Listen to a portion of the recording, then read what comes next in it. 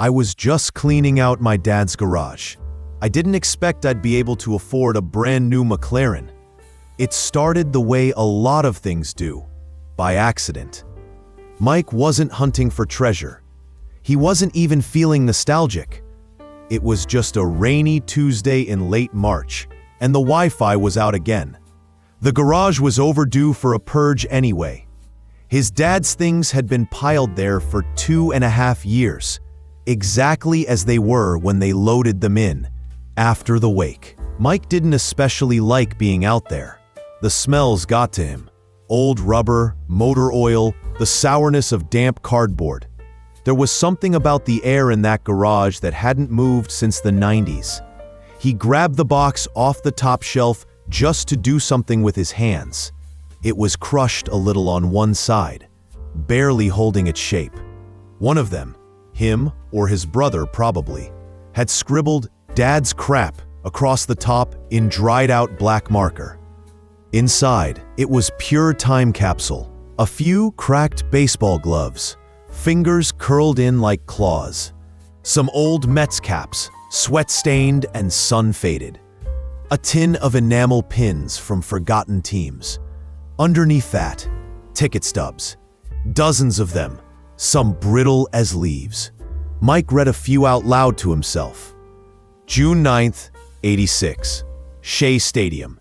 Mets versus Cards. Maybe he was there. Maybe not. He smiled once, softly, then kept digging. Deeper in the box was a stack of trading cards held with a gummy old rubber band. He slid them out gently, feeling the cardboard flake under his fingers. Mostly junk. 80s commons, 90s throwaways. Cards you couldn't sell in bulk for more than $1. Mike had collected them himself back then. He knew what worthless felt like.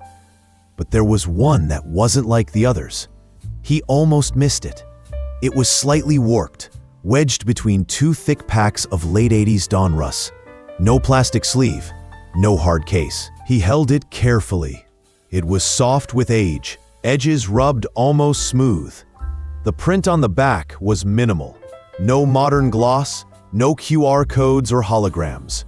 Just plain block text. Topps, 1952. He stopped breathing. He flipped it over. The image was iconic, even before he registered the name. Young face, square jaw, Yankee pinstripes. A look that wasn't smiling, wasn't cocky, just focused. And there it was, Mickey Mantle. His mouth went dry. Without thinking, Mike's hand came up and hovered over his lips, like he might gasp. He looked again. It couldn't be. This wasn't something you just found. Not in a box labeled crap. Not in your dad's garage. Not by accident. The rain ticked softly overhead.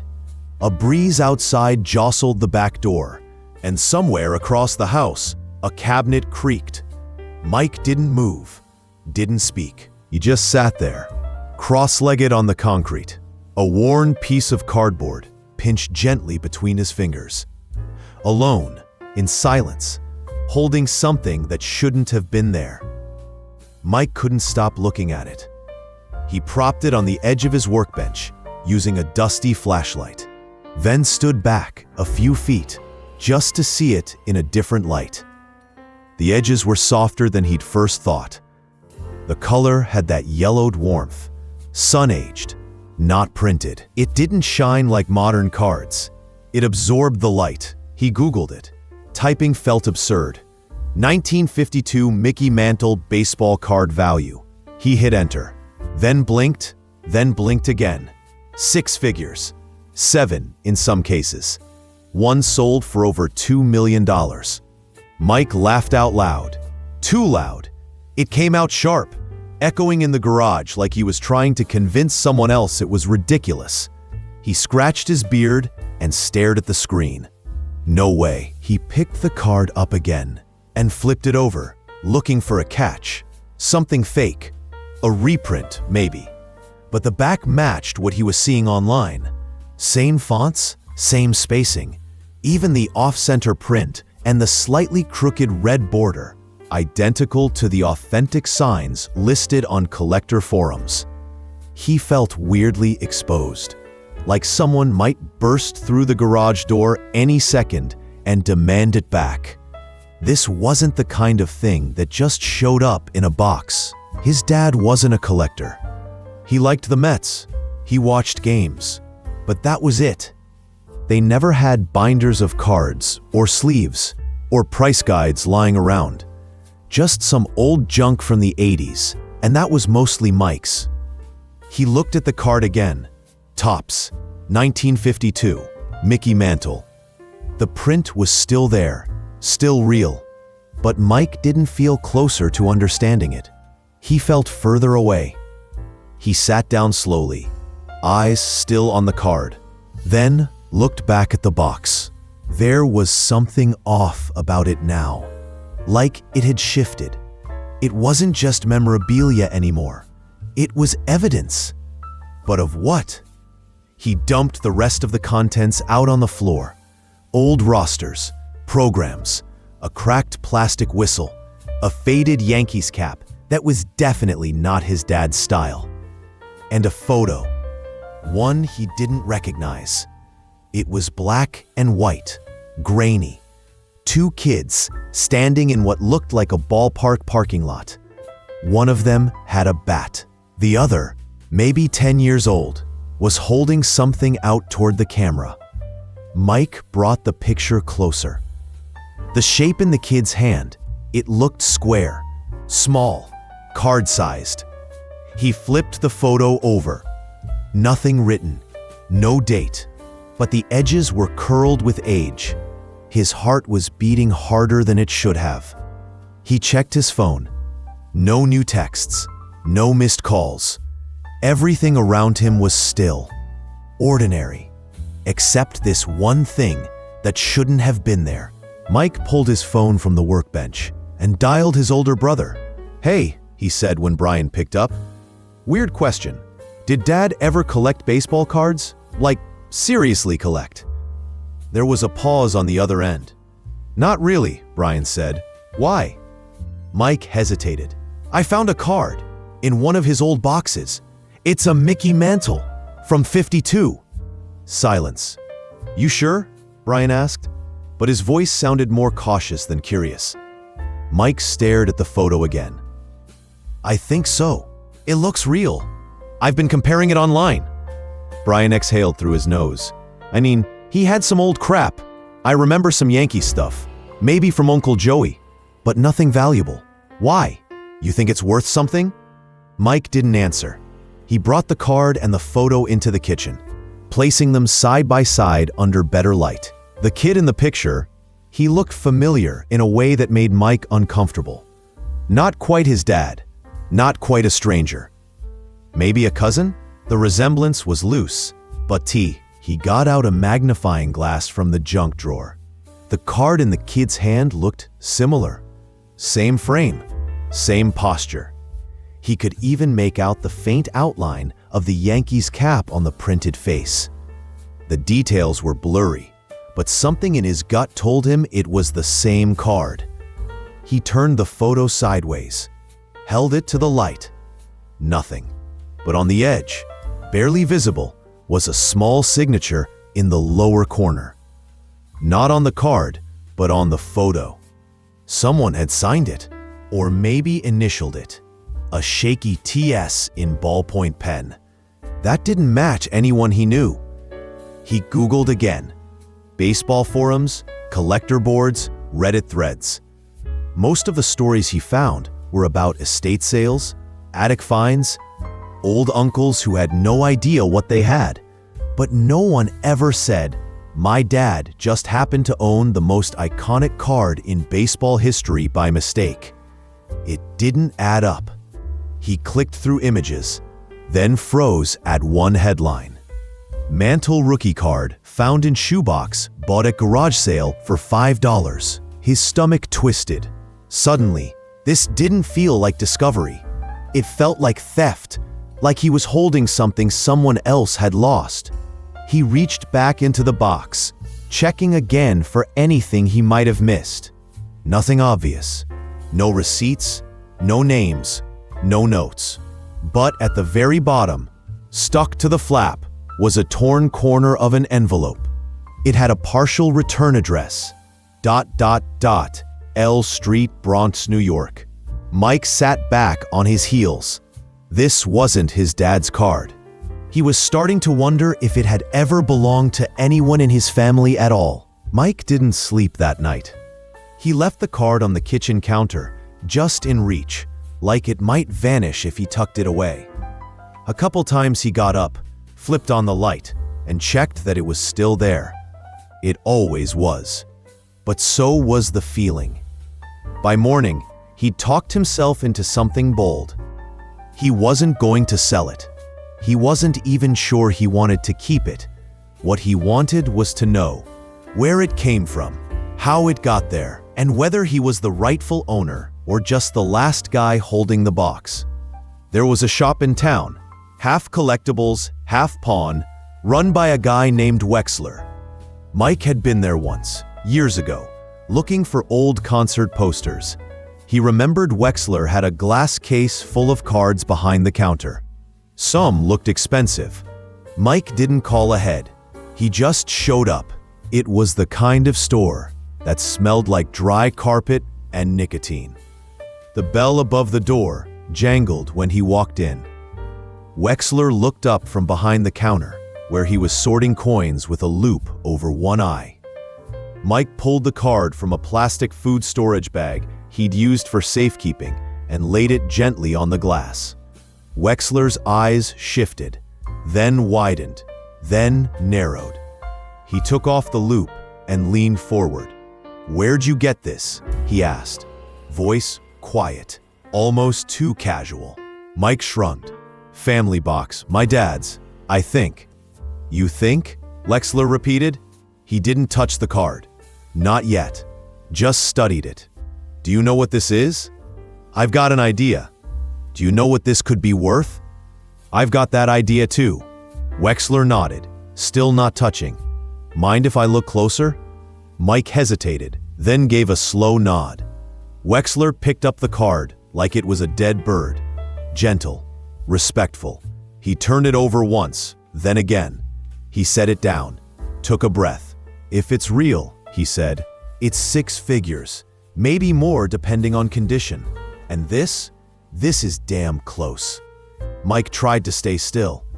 "You think it's real?" "I'd need to send it to a grader, PSA or Beckett. But yeah, I think so." "Where'd your dad get this again?" "That's the thing," Mike said. "I don't think it was his. There was an old photo and a piece of envelope with a Bronx address. I think he may have bought a box at some garage sale, or something else. I don't know." Wexler gave him a long look. "Well, if it's stolen and someone's looking, a sale would trigger attention. But if it's not, you've got a unicorn." Mike nodded slowly, then asked the question he'd been avoiding. "What if I don't want to sell it?" Wexler blinked. "Then don't." "But what if I want to know who it really belonged to?" Wexler gave him a shrug. "Then you're chasing ghosts. Most guys don't care. They see numbers. You see something else. I don't want it to be dirty money." That finally seemed to register. Wexler leaned in again. "Look, if you want, I can get it authenticated. No charge up front, just curiosity. And if it is real and you do want to sell, we'll talk." Mike nodded again. "Okay." He started to gather the card, but Wexler raised a hand. "Wait." He pointed to the corner. "You see that?" There was a faint mark, almost nothing. A tiny triangle, stamped into the surface. Barely visible under the right light. Mike tilted it. It wasn't part of the printing. It looked added, deliberate. Wexler frowned. "I've seen that once before. Only once." Mike looked at him. "What is it?" Wexler took a second. Then, "I don't know, but it's not from Topps." Mike drove home slower than usual. The card sat in its bag on the passenger seat, barely shifting with each turn. Every red light made him glance over, just to be sure it hadn't moved. Back at the house, he poured himself a coffee he didn't really want and stared out the kitchen window while it cooled. The tiny triangle on the card wouldn't leave his mind. It was too neat, too specific, like a stamp or a mark of ownership. Not factory, not accidental. He set the card down and went back into the garage.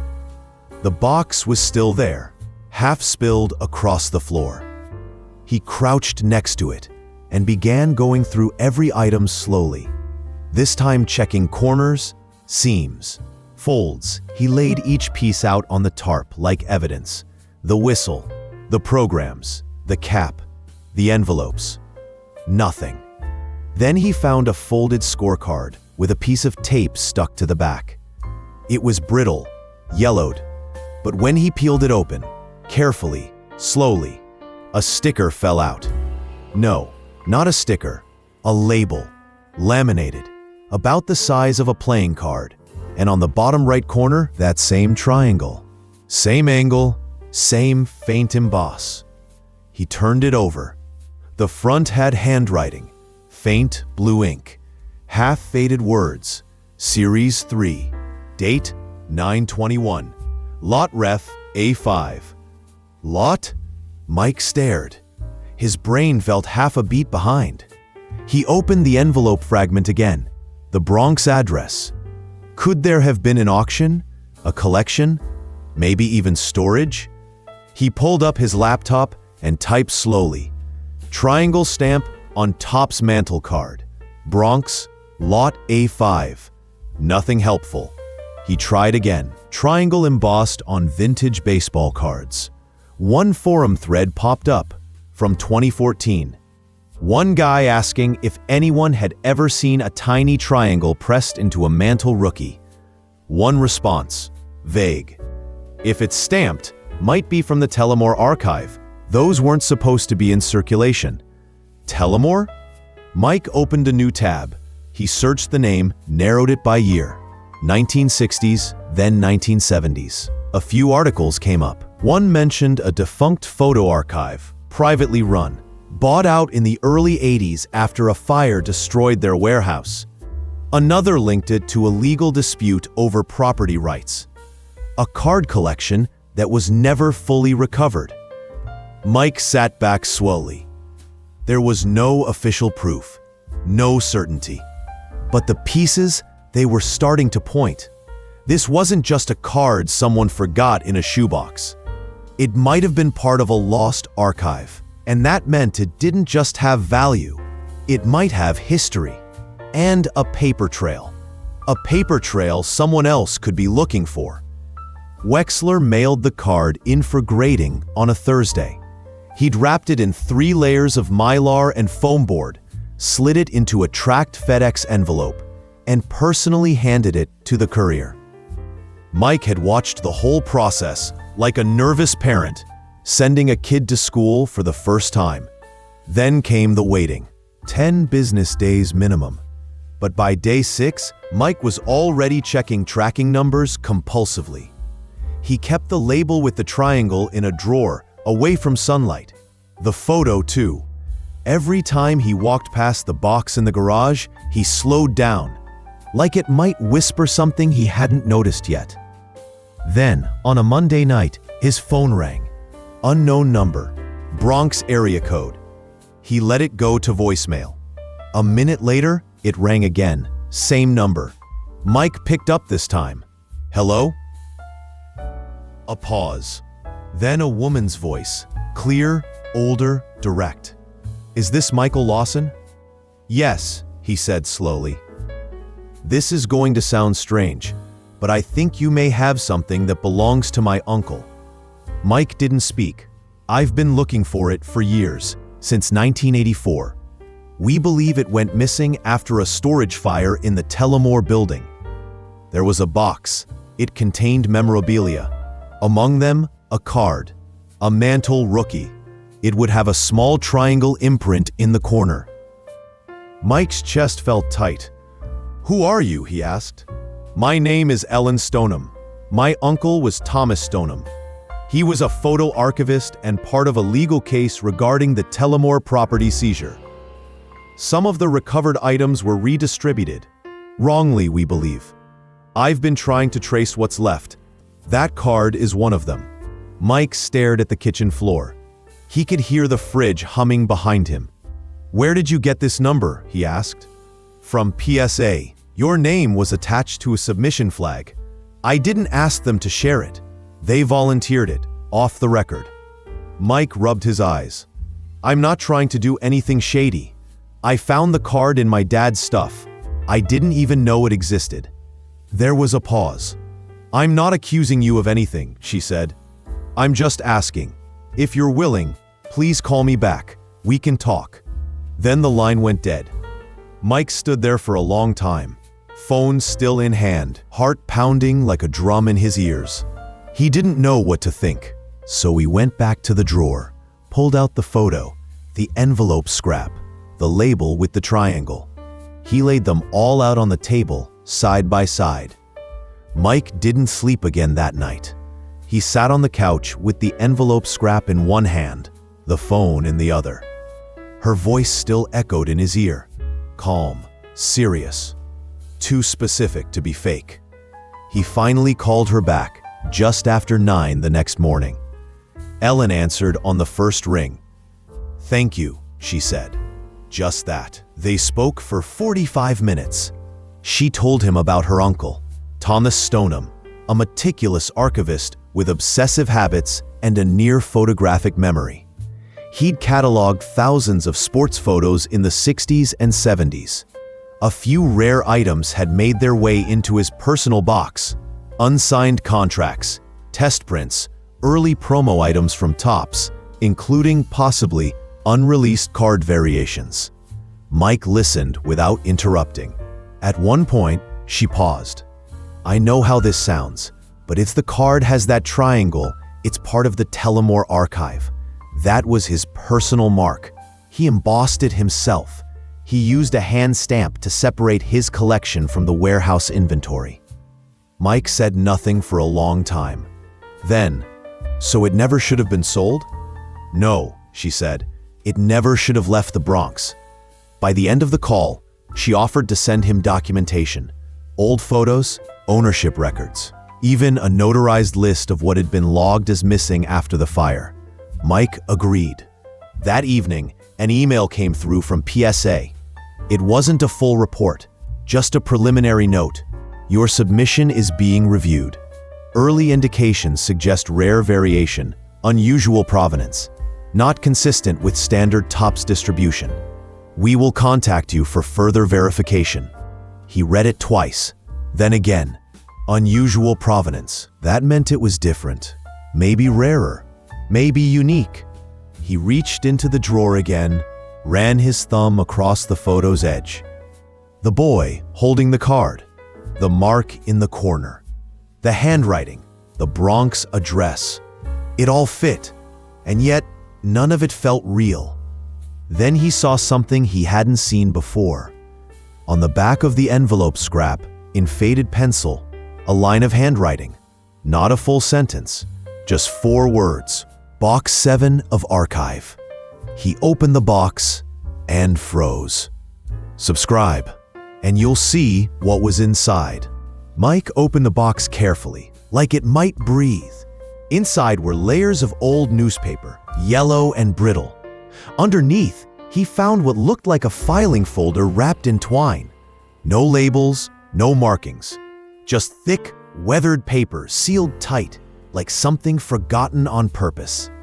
He brought it into the kitchen, cut the twine with scissors, and opened the folder. And then just stared. Inside were 10 clear plastic sleeves, each one holding a vintage card. But not just Mantle. There were others: Barra, Ford, Jackie Robinson. All 1950s issues, all in near pristine condition, and all, unmistakably, stamped with that same tiny triangle in the lower right corner. But that wasn't all. Behind the cards was a stack of typed pages, brittle, onion skin paper. Some were catalog entries. Others looked like correspondence. One was a carbon copy of a letter addressed to Topps, dated 1954, regarding pre-production photographic samples. Another mentioned non-circulated promo versions for internal file only. Mike's pulse picked up. These weren't just collectibles. This was part of an internal archive, maybe even a prototype file. Cards that were never supposed to go public. He flipped another page, and there it was, a full inventory sheet titled Stoneham, Archive Lot 7. The box wasn't just old, it was registered.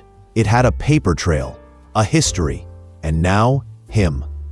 2 days later, Ellen flew out. She didn't come alone.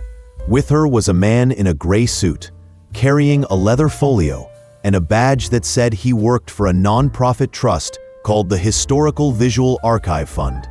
Their mission: recover, preserve, and, if needed, compensate. They weren't here to threaten, they were here to buy. Mike laid everything out on the dining table, one piece at a time. The cards, the folder, the papers, the old envelope, the triangle. The man nodded slowly.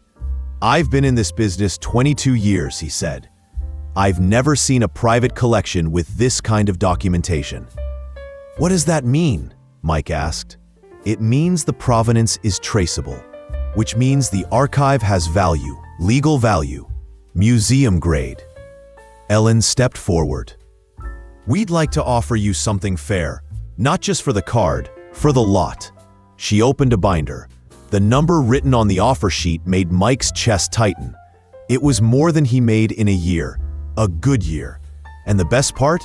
It was all above board, clean, no strings, just a signature and a handshake. He didn't answer right away. He walked back into the garage, stood in the same dusty light where it all started, glanced at the workbench, the tarp, the empty cardboard box that had almost ended up in the trash. Then he went back inside. "I'm not trying to be greedy," he said, "but I want two things." Ellen raised an eyebrow. "First," he said, "I want my dad's name listed as the finder. If this ends up on display somewhere, he should be in the story, not me." She smiled. "Done." "Second, I want a copy of the letter, the one from Topps. I want to frame it." The man in the gray suit actually laughed. "That's a first." A week later, the deal closed. Mike got a certified check and a scanned archive of the entire lot. The cards were flown in protective casing to a climate-controlled vault in New Jersey, pending donation to the Cooperstown Baseball Hall of Fame. They sent him a thank you plaque in the mail. He hung it above his kitchen table. Sometimes, when people asked him how he found it all, he'd just shrug and say, "I was cleaning out my dad's garage. That's all." But sometimes, just sometimes, when he was feeling honest, he'd tell the whole story. And by the end, their jaws were always open.